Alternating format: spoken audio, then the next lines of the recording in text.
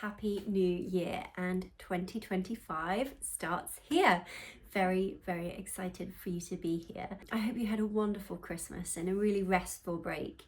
I think this was probably my most restful Christmas ever, which is surprising because the build up to it was manic, but I haven't left my sort of 5 square miles for about 3 weeks, which feels really lovely.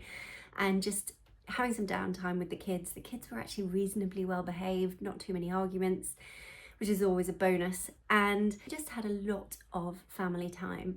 And on Christmas Day, we're very much in the camp of get dressed up. So we don't do pajamas all day, but I'm totally on board with it if that's what you do. It's just our preference is, I mean, most Sundays I'm in my pajamas until noon. So on Christmas Day we like to get dressed up. We go to church and then we come back and we do nibbles. So we have like caviar spoons. That sounds really fancy. It's literally not. It's just creme fraiche on a little spoon, and then you put a bit of caviar on it.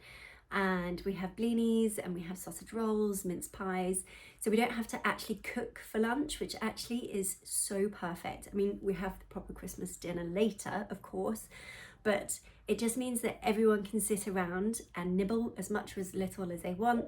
The kids all love that kind of stuff, but it feels a bit fancy and it feels like a special occasion, like it should do. So that's what we do. We go to church. It's always a manic rush to get out. The family service is at like 9:30, and obviously when you've got kids waking up, then there's stockings, then everyone wants to, like, I want to wash my hair, the kids have got to get ready. It's actually a manic rush to get there for 9:30, but we managed it. And we got home and made coffees and teas, and the kids were chomping at the bit to open all their presents. We also do a thing which I think a lot of people will find a bit weird, but I think it's good for the kids not to just like go crazy and open everything at one go. I totally understand why people do that, and I think I used to do that even, but it makes the kids kind of appreciate each present, I think, a little bit more. So we take it in turns, so it goes the youngest to the oldest. My mother-in-law and father-in-law were here with us, which was amazing. They come every year for about 5 days, and we really kind of entrench, and everyone can relax. So yeah, we open one present at a time, and everyone kind of gets involved, and the kids pick all the presents. We have different wrapping paper for different people, so they know whose present is whose, which is quite a lovely tradition. And anyway, that goes on for quite some time, and we listen to carols. And then my mother-in-law and I usually cook the the Sunday roast, the Christmas lunch, and we have that usually probably around 5, half 5. So we'll listen to the King's speech. We're usually blubbing in the kitchen while we're preparing everything, and you know, just dancing around, having a few glasses of champagne. And then for this year, so I am not a massive fan of turkey. I don't know if you are, but turkey, I like turkey if I'm like going super healthy, lean, because it's just such a lean meat. I don't massively like it as a roast. So previous years we usually get brace of pheasant or 2 brace of pheasant, and that's really lovely. It's very gamey. It makes a great gravy, but there's not a huge amount of meat on each bird, and we just fancied a change this year. So we got a turkey crown for my parents-in-law because they do like tradition, which is totally understandable. And then Rue and I got this huge side of beef and it was so good. I love my beef really, really rare. So it was just my perfect Christmas lunch, and we had huge Yorkshire puddings and kids loved it. It was absolutely brilliant. We've also had goose before, which I also really like because you get all the goose fat afterwards that you can save for your roast potatoes. So yeah, this year we were a little bit different and I really enjoyed it. I thought it was really, really good. So we had that, and then we were done around 7. The kids watched a Christmas film. I think we went back into the fancy room and just chatted a little bit longer, and then the day was over. Always goes so quickly, doesn't it? But then Boxing Day we have tree presents. So this year we couldn't put the tree presents on very well because of our dud of a tree. But we put the tree presents all in the tree and the kids have to try and find them, which is a fun thing in itself. And they're tiny things, so we don't have 2 sets of presents, as it were. It's you know, main presents on Christmas Day and then tiny little things. So the kids, I don't know, they'll have like a pencil and a pencil sharpener or a set of paints or something small. And it's just a way to prolong the Christmas kind of spirit and the Christmas like day thing, because the Christmas day goes so quickly. And then we do this similar sort of thing with the canapes again on Boxing Day. So again, we're just nibbling and picking, and it's not overbearing, so you don't have that kind of here's a big lunch of a ham and a turkey and all these different things. It's just picky, and you can have as much and as little as you want. So then I'm like properly ready for my Christmas lunch once I've done that. So those are our traditions, and we just had a most wonderful time.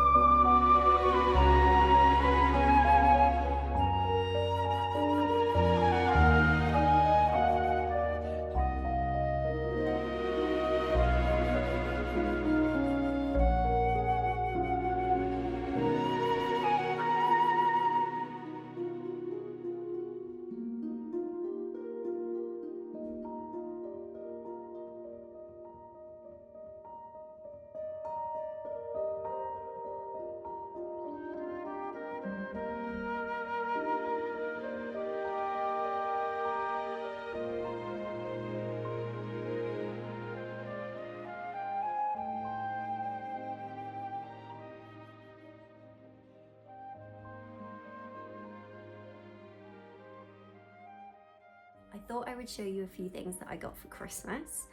So now, I think she's beautiful, but I'll tell you the story behind it. So My grandmother passed away many years ago now, but my grandfather only just passed away last year. And on the mantelpiece they had all these ballerinas, and I every single time I went over to their house, I would choose a ballerina and I would just sort of just be in awe of them, and not play with them per se, because they're very fragile, but I would just like really covet them. When my grandfather sadly passed away, I asked if I could have one, and I got given this one and another one, which was amazing. And then not long afterwards, one of the cats knocked it over, and I was just so devastated. And we didn't find all the bits, and my husband's been trying to like glue it back together. Anyway, we didn't find all the bits, and it was really heartbreaking because it's, you know, it's just so sentimental. And oof, I'm gonna cry. My husband found this on eBay. How sweet is that? He found this on eBay, and that was my main Christmas present, which is the identical version of the one that the cats knocked over and broke. Another thing I wanted to show you, these were my Christmas present from last year from my husband. I can't tip them up too much, so I don't want them to fall out. There you go. These are Placecard holders, and story behind this is we went to a French chateau a couple of years ago on an Airbnb, and the madame had obviously only recently departed, I think, very sadly, and it was like a time warp. They had left everything as it was. There were antique plates, it was just full of beautiful things, and obviously we were in complete awe and very, very reverent about it all, but I really worried that other people wouldn't be quite so careful. But we found these, so those were the apples, and these are the little pears. So gorgeous. And you pop your little place card in there for suppers, and I just fell in love with them. I just thought they were so chic and so sweet. And my husband found these on eBay too and bought me a set. I have found some more that I will link, and you can get them yourself if you like, but they are just, I think, one of life's simple little pleasures that you can have on your dinner table. I absolutely love them. A few other things I just wanted to show you. Obviously it's not Christmas anymore, but I have coveted these for so long. Absolutely gorgeous. Love them. This is Bortoli beans with a little gold bean in the middle, and then look, this is peas in a pod. It's just so sweet. Little Christmas tree decoration. So gorgeous. Handmade, small business, beautiful business, lovely female owned business and lady. She also does shells. You know, I was obsessed with shells. And I absolutely love these. I would definitely be purchasing more next year. A couple of beauty bits. I bought this off Amazon after I saw my friend looking exceptionally bronzed, but not in a sort of like fake way. She just looked as though she was still, you know, just had like a sunny sort of May, June afternoon on her face. She looked absolutely amazing.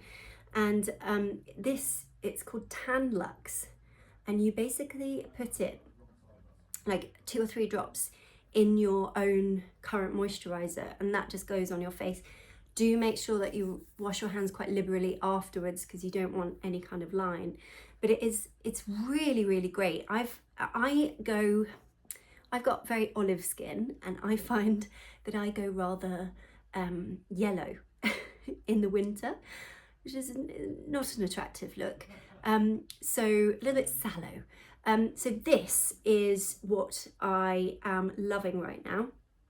This is the face option. There is a body option as well, which I don't have yet, but I might purchase that. This is the light medium. Now I will probably get the darker, I think, for my complexion, especially in the winter, but I'm really, really chuffed with it. And then another thing that I bought, which I'm really pleased with, is this Aromatherapy Associates De-Stress Body Oil.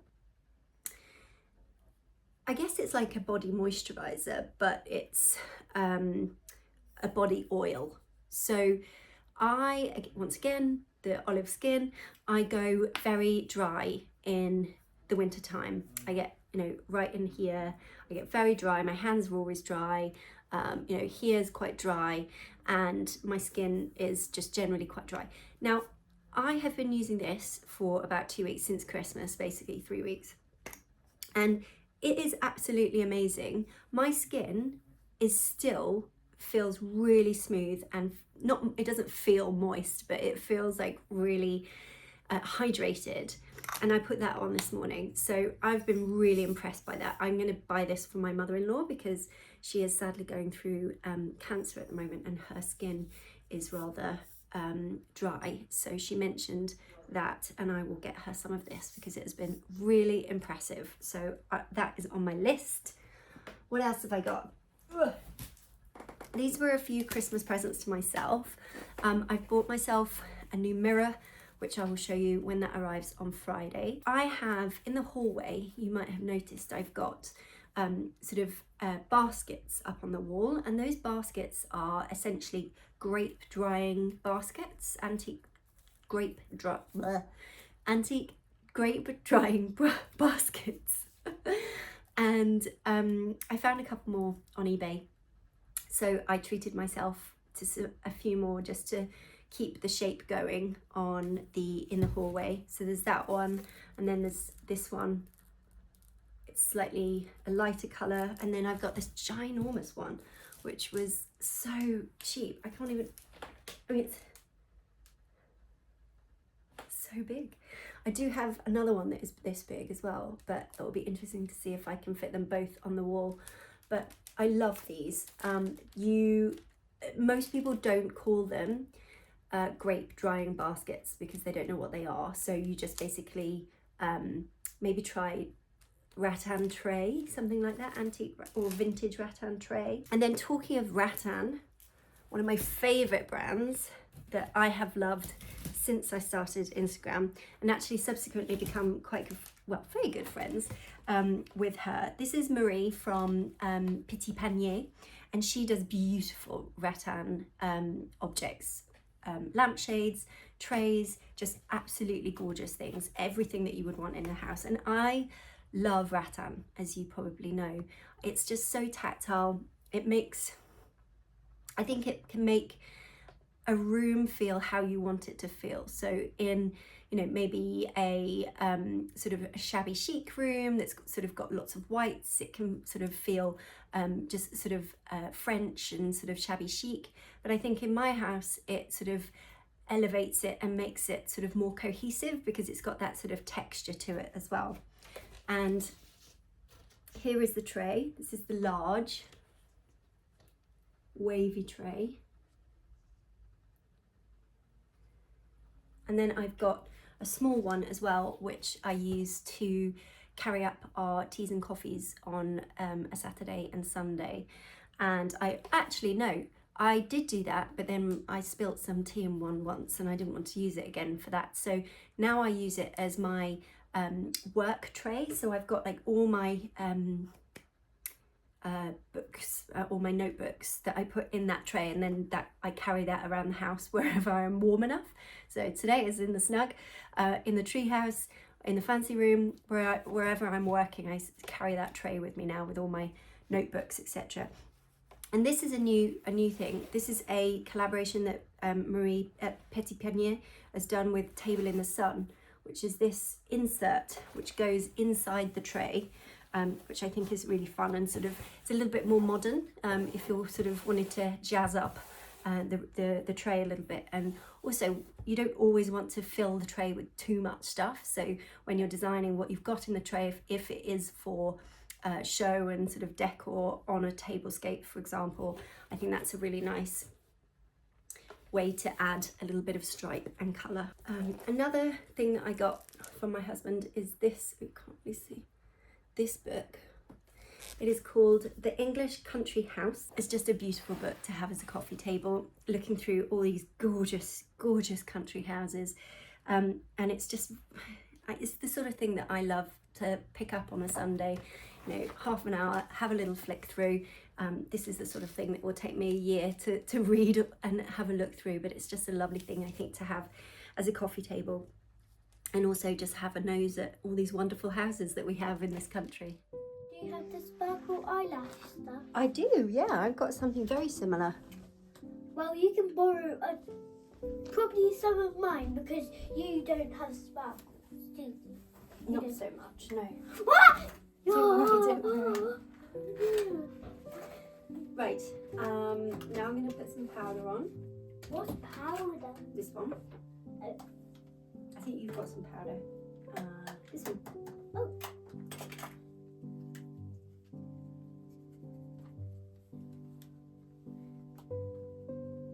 But I don't have the brush. You can borrow Mummy, so I might have a spare one in here. Whoops. Oops. It goes on your cheeks. It does, yeah. And then we're going to put on some roses on our cheeks, aren't we? You look so rosy. I like it on you. Look in the mirror. I can't see it. Well, I've only done it a little bit, darling, because we don't want it to do too much, because you're so little and so beautiful already, aren't you? You don't really need makeup to make yourself look even more beautiful. Mummy, let's have a picnic in Race Room now. Well, should we go outside for a bit, because it's just such a gorgeous day? No, it's our time for the picnic. No, how about we get all our picnic stuff and we can cycle to the park together and have our picnic in the park? Yeah, Yeah. and then I don't want to go to the dentist. Yeah, that's fine. You don't have to. Yeah. Come with me. To the park. Yeah.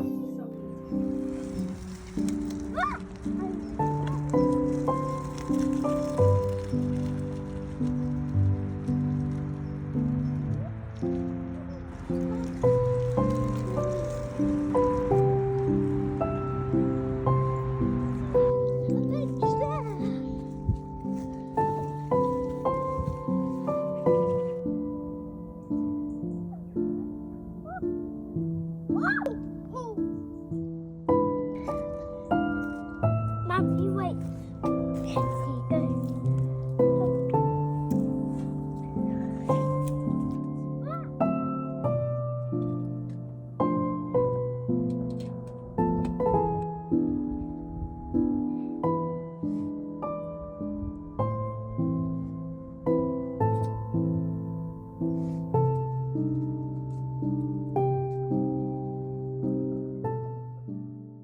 Didn't get round to potting up my lovely crowns that I bought at Bourne Mill Antiques, so I thought I'd do this now.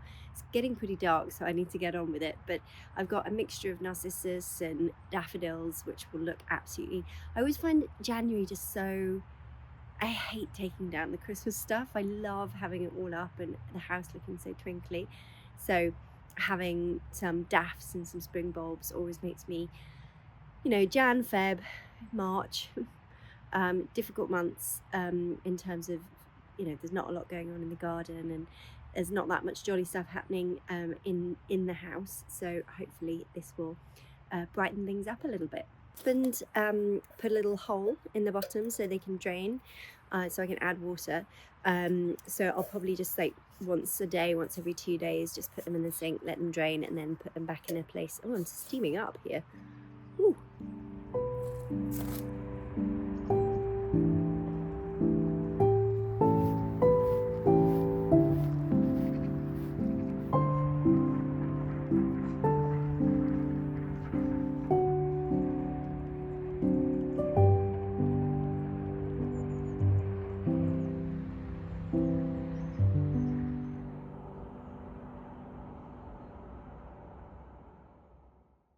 So looking forward to 2025 and sharing more with you.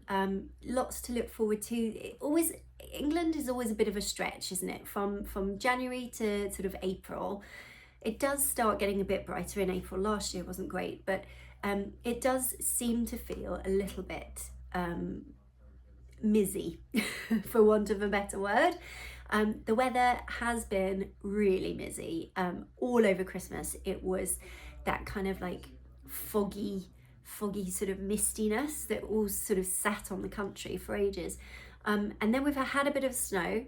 Didn't last very long down in the south, and then it's been bright for a couple of days, which I think literally I've seen so many people on my Instagram feed just sitting out in the sun, like bundled up in coats, and that is classic Britishness. Like, we just need some vitamin D.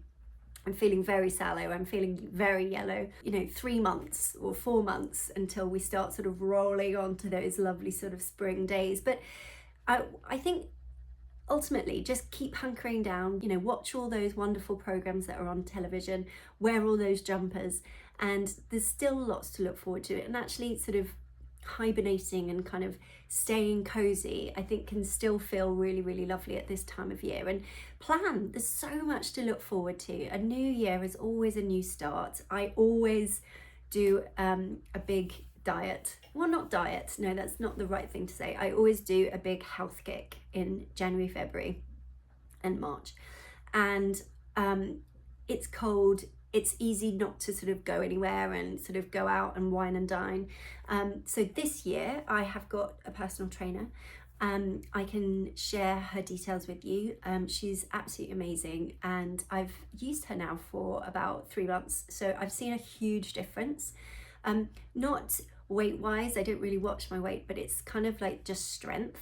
Being able to kind of, when you sit at a desk and you hold yourself, I realized I was doing this and it was sort of shrinking in, and now I do genuinely feel like my core is holding me up, and my shoulders are holding me up, which can't be a bad thing. I've also started Pilates, Reformer Pilates. Oh my goodness, I am in love with Reformer Pilates. The hype is real. It's so good. It's so good. It's I have like it's the ballet dancer in me. I've got my leggings, and then I've got like really sweet little wrap over cardigans, because even though you do work out a lot, you're on your back, so you're not necessarily always doing cardio, so you do want to kind of cover up, especially in these months. But I'm absolutely loving it. If you haven't tried it, I really recommend it. I really, really do. I have loved it more than yoga, because it kind of gives you that little bit more kind of resistance against the machine, and it also really tests you and makes you stretch. So again, as a dancer, like, my background is lots of stretching, lots of strength in my legs, and not very much upper body strength. So it's been really nice to kind of test myself with, lots more arm work.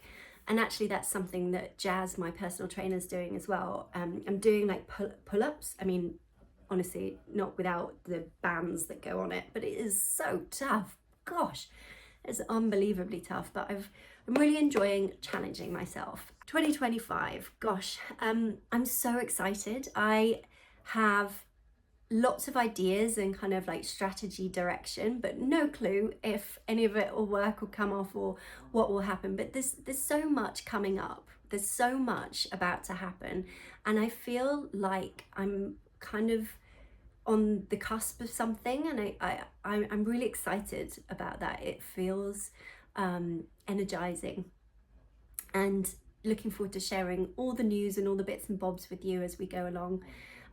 But for now, the next 3 months, there'll be a lot of work that needs to be done in the garden. There'll be a lot of things that I'll be starting to plan and to get booked in the diary. So the last 2 weeks basically have just been sort of booking up the year, which has been really, really exciting to see what's coming up as well.